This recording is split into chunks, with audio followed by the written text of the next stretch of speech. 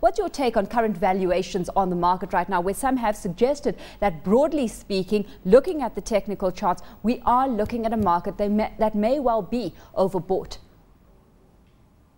Good morning, Alishia. Thank you for having me.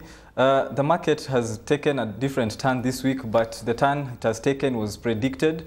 Last week, the bullish run was mainly because of the positive sentiments shared by all regarding the referendum, which was a success.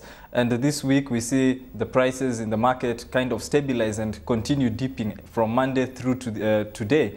What I would say is this is a normal outcome. It's a normal reaction. Normally, when we have such booms in the market, we normally have a period of correction, and we are in that period. And I expect the market to gain stability in the coming couple of weeks before it continues growth afresh. Probably we may see it hit the new highs it had last week, but this time at a more stable and predictable pace. We saw this week Standard Investment Bank announce that it more than tripled its net profits for the first half, helped by increased activity at the NSE. In fact, reflecting a 248% rise on increased activity in the bond and equities market. So the activity is certainly there, Robert. Any distinctions at this point to be made between local, institutional and retail, and then foreign investors?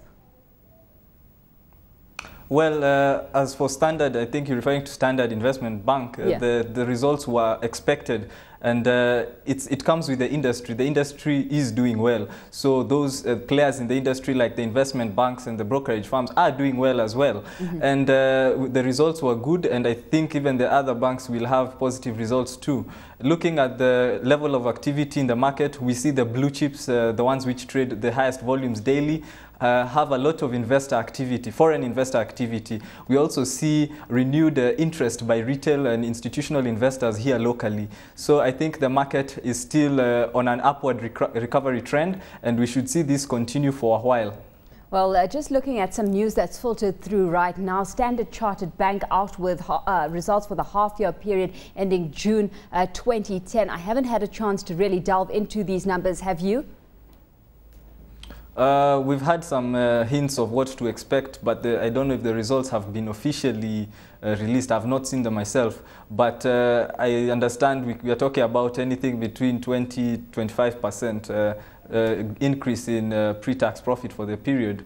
And double-digit growth has been witnessed in other banks too. And this again is testimony to the recovering economy as a whole. We've seen other banks record double-digit growth. We had National Bank record 20%, Equity Bank 46%. We've had the likes of KCB with 16%, and yesterday we had Diamond Trust Bank with 112%. So I think the market is really looking good for these banks. The financial institutions are doing well. Also, the insurance companies are doing well, and I think it will get better as time progresses. Well, Diamond Trust Bank is one of the mid-tiers that ranks among that lot. It had first half pre-tax profit up 98%. The growth story, though, is largely on the back of increased loans to customers, but we're slowly and surely we're seeing a rate starting to fall. That is exerting some pressure on the banks, and it's a theme we've been exploring all through this week. Robert, to what extent do you see these banks compensating for lower interest income moving forward simply by increasing the volume on their loan books? Interesting. Maybe you'd clarify what you meant by compensating, but what I would say about the banks, they seem to have very clear goals in mind. They have clear targets. We've had the loan book capacity as being a major focus of most of them. We've also seen a reduction of the non-performing loans once these banks have released their results, most having improved on this area. So looking forward, I think the capacity is yet to reach its full potential. I think there are a lot of initiatives some of these banks may have to consider, especially the more conservative type, those who especially focus on corporate banking rather than retail banking may have to rethink their strategy, because we see Kenya moving into a time whereby the economy has its support with the SMEs, that's the small, medium-sized enterprises, and the other BPOs. So this reach out as the retail investors, and I think the banks may have to rethink their marketing strategy if they are to remain in competition and profitability. Well, by compensating, I meant, making up for possible loss in interest income moving forward by, just putting more loans out there.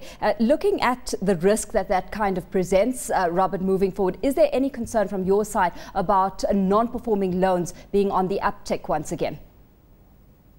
In fact, I would say there is no risk. In fact, that risk has been reduced. Just to use a case in point, maybe let's take Equity Bank, who had their half-year results out about 3 weeks ago. They said they have had a reduction in their non-performing loans by close to 1 billion shillings. That is a really good margin. We've also had the likes of Barclays Bank, who released their results about 3 days ago, say that they've had 5.6% in increase of their customer deposit, which is good and which is encouraging. And looking forward, we also see that the CBK had also lowered the lending rates to the commercial banks as an added impetus. So I think looking forward, we would see an appetite for credit from institutions and retail investors alike. So I think moving forward, I don't see non-performing loans being a big dent in earnings of these banks.